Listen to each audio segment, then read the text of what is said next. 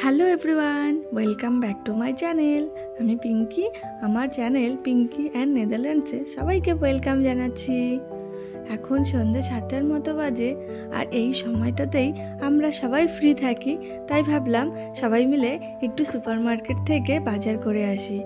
আর আমরা এখন যাচ্ছি ফরেস্টের ভেতরের এই রাস্তাটা দিয়ে হেঁটে হেঁটে। এই রাস্তাটা দিয়ে হেঁটে হেঁটে যেতে আমার খুব ভালো লাগে।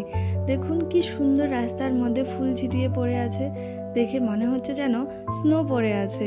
এই ঠান্ডার সময় যখন স্নো পড়ে এই রাস্তাটা দিয়ে গেলে ঠিক এইরকমই মনে হয়। আর এই রাস্তাটি কিন্তু সাইকেল আর হাঁটা চলার জন্য ব্যবহার করা হয়। আর এই রাস্তার চারপাশে না প্রচুর চেরি গাছ রয়েছে। আর এখানে যে বড় যে গাছটা দেখা যাচ্ছে সামনে, এই যে এটা কিন্তু একটা অনেক বড় চেরি গাছ। আর এটা হচ্ছে একটা বাচ্চাদের স্কুল।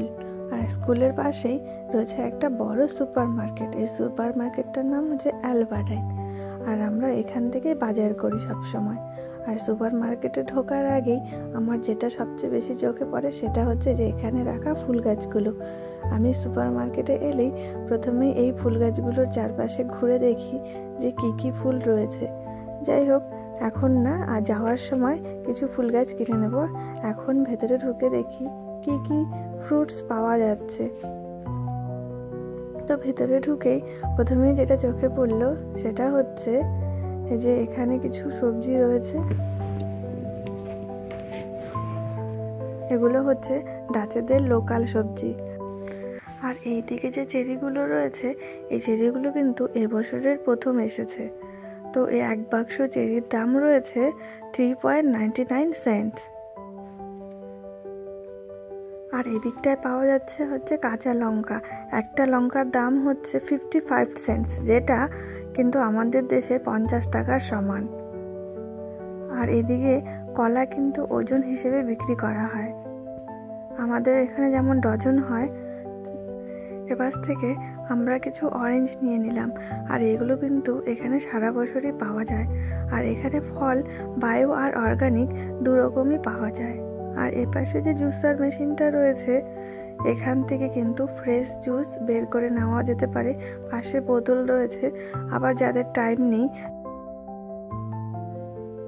তারা কিন্তু চাইলে পরে এই যে এখানে জুস বানানো রয়েছে বোতলে, সেখান থেকেও তুলে নিয়ে যেতে পারে। এখানে সব ধরনের জুসই পাওয়া যায়। আর এই আমগুলো কিন্তু এখানে সারা বছরই পাওয়া যায়। আমগুলো খেতে মোটামুটি আমাদের দেশে যেমন ল্যাংড়া আম হয় সেরকম একটা টেস্ট, তবে ফজলি আম বা হিমসাগর আমের মতো অতটা টেস্টি নয়। এখানে কিন্তু সব কিছু দু রকমের পাওয়া যায়, একটা বায়ো আর একটা নর্মাল। বায়ো জিনিসের দাম কিন্তু নর্মালের তুলনায় অনেক বেশি হয়, কারণ তার কোয়ালিটি অনেক ভালো থাকে। আর এই দিকটাতে আমরা দেখে নেব এই বেরিজের সেকশনটাতে কি কি ধরনের ফল এসেছে এবছরের বসন্তকালের জন্য। তো এই দিকটাতে আমরা দেখতে পেলাম চেরি, আঙুর, ব্লুবেরি, রাসবেরি, এই যেটা হচ্ছে রাসবেরি, আর রয়েছে হচ্ছে স্ট্রবেরি, কালো আঙ্গুর, লাল আঙ্গুর, সবই রয়েছে এখানে। আর এই যে এগুলো কিন্তু সারা বছরই এখানে পাওয়া যায়। আর এদিকে আমার মেয়ে এই যে ছোট্ট একটা ট্রলি নিয়ে নিয়েছে। এই ট্রলিগুলো শুধুমাত্র বাচ্চাদের জন্যই এখানে রাখা থাকে, তো বাচ্চারা যাতে নিজেদের পছন্দ মতো কিছু সবজি বা ফ্রুটস নিজেরাই তুলে নিতে পারে। এইদিকে যে টর্টিলাটা দেখা যাচ্ছে, এটা হচ্ছে রেডিমেড রুটি। আর এই দুধের সেকশনে এত ধরনের দুধ পাওয়া যায়, গরু, ছাগল, মোষ, এমনকি ওটস মিল, বাদাম মিল্ক, আরও অনেক ধরনের। আমার তো মাঝে মাঝে মনে হয় এখানে। আর এই দিকটাতে রয়েছে দই। এখানে যত ধরনের ফল দেখা গেল, সব ধরনের ফলের সাথেই সব রকমের দই পাওয়া যাচ্ছে। কোনটা নেব বুঝেই উঠতে পারি না। নর্মাল যে আমরা দই খাই, টক দই, সেই দইটা কিন্তু এখানে খুবই কম পাওয়া যায়। আর এদিকে রয়েছে সব মদের বোতল। এখানে কিন্তু আমাদের দেশের মতো আলাদা করে কোনো ওয়াইন শপ থাকে না। এখানে নর্মাল সুপার মার্কেটেই এরকম মদের বোতল পাওয়া যায়। আর এই দিকটাতে রয়েছে বাচ্চাদের খেলার জায়গা। যে সমস্ত বাচ্চারা মা বাবার সাথে সুপার মার্কেট করতে পছন্দ করে না, যাতে তারা ডিস্টার্ব না করে, তার জন্য এখানে বাচ্চাদের খেলার জায়গাও রয়েছে। এই যে বাচ্চারা চাইলে এখানে বসে বসে কালার্স করতে পারবে, গেম খেলতে পারবে, সব ধরনেরই ব্যবস্থা এখানে করা থাকে।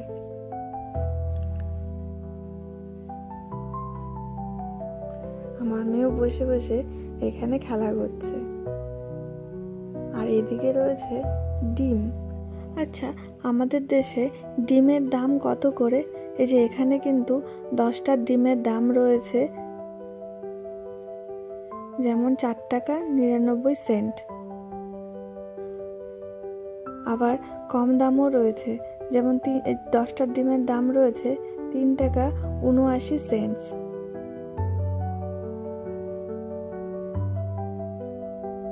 আবার এখানে রয়েছে 4টা ডিমের দাম 1.89 সেন্টস, মানে ধরুন ওই আমাদের দেশের 170 টাকার মতো।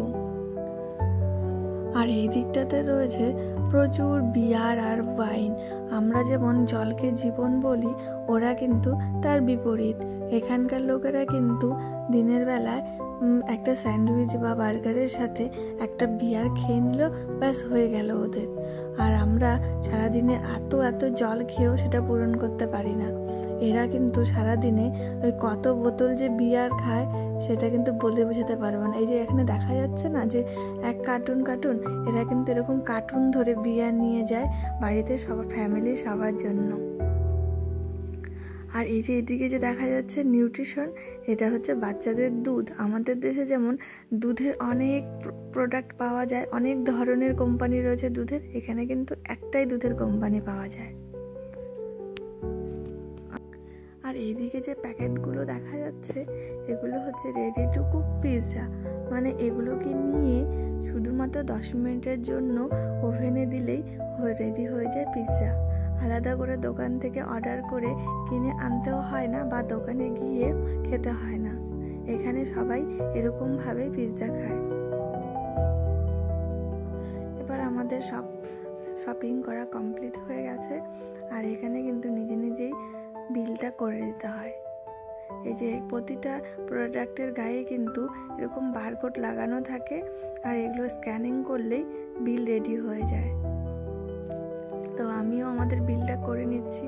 এমনকি এখানে বিলের কাউন্টারও রয়েছে, ওখানেও গিয়েও করা যেতে পারে, যাতে ভিড় না হয়ে যায়, এর জন্য এরকম ব্যবস্থা করে রাখা আছে এখানে। আমরা যে কলাটা নিয়েছি, এই কলাটা বিল করতে পারলাম না, কারণ এই কলাটা ওজন করা হয়নি। তো ওজন করা না থাকলে কিন্তু বারকোড কাজ করবে না, যেহেতু এটা ওজনে কিনতে হয়। তো বাকি সব প্রোডাক্টের গায়েই কিন্তু এরকম বারকোড লাগানো থাকে, সেটা স্ক্যান করলেই হয়ে যায়। আমাদের বিল করা হয়ে গেছে। এবার আমরা আমাদের জিনিসগুলোকে, যে ট্রলিটা নিয়ে এসেছিলাম, এটার মধ্যে ভরে নিচ্ছি। কিন্তু আমাদের বিল করা হয়ে গেলেও কিন্তু আমরা কিন্তু বেরোতে পারবো না। কেন কি, এই যে এখান থেকে কিন্তু এই রিসিপ্টটা নিয়ে বেরোতে হবে। এই যে আমার হাতে যে রিসিপ্টটা রয়েছে, মানে বিলটা, এটা এখানে টাচ করলেই তবেই কিন্তু এই গেটটা খুলবে। এই টাচ করার সাথে সাথে গেটটা খুলে গেল, এরপরই আমরা বেরোতে পারবো। আর এই দিকটায় রয়েছে কি সুন্দর সুন্দর ফুল, এগুলো কালকের জন্য রেডি করছে। মানে এখন তো অনেকটা রাত হয়ে গেছে, তাই আজকেই সব এখানে সাজিয়ে রাখবে, যাতে কাল সকালে এসে সবার নিতে সুবিধে হয়। আমরা যেমন কারোর সাথে দেখা করতে গেলে বা কারো বাড়িতে গেলে হাতে করে মিষ্টি নিয়ে যাই, এটা কিন্তু তেমনই হাতে করে ফুল নিয়ে যায়। সব কিছু যখন কমপ্লিট হয়ে যায়, তখন কিন্তু এই ট্রলিগুলো যেখান থেকে নেওয়া হয় সেখানে ঠিক আগের মতো করে গুছিয়ে রাখতে হয়। আর আমাদের বাজার কমপ্লিট হয়ে গেছে। এবার আমি নিয়ে নিব কিছু ফুলের গাছ। এখানে এত ফুলের গাছ রয়েছে যে আমি বুঝে উঠতে পারছি না যে আমি কোন ফুলটা বাড়িতে জন্য নিয়ে যাব। তো আমার কিন্তু সবচেয়ে বেশি এই সবগুলো ফুলের মধ্যে এই ছোট ছোট পিঙ্ক কালারের ফুলটা খুব পছন্দ হয়েছে, তো এটাই আমি নিয়ে নিলাম। হাজব্যান্ডকে বললাম বিল করে এনে দিতে, তো বিল করে এনে দিয়েছে। এবার আমরা বাড়িতে চলে যাচ্ছি। দেখুন এই ফরেস্টের ভেতরে রাস্তাগুলোও কিন্তু এখানে এত সুন্দর পরিষ্কার থাকে।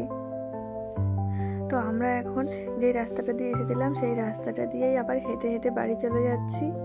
আর বাড়ি যেতে যেতে একটা জিনিস দেখতে পেলাম, সেটা হচ্ছে ওই সামনে যে একটা ছোট্ট অরেঞ্জ কালারের মতো ট্রাক দেখা যাচ্ছে, সেই ট্রাকটা হচ্ছে এখান থেকে আশেপাশের যত কাগজ রয়েছে মানে কার্টুন সব কালেক্ট করেছে।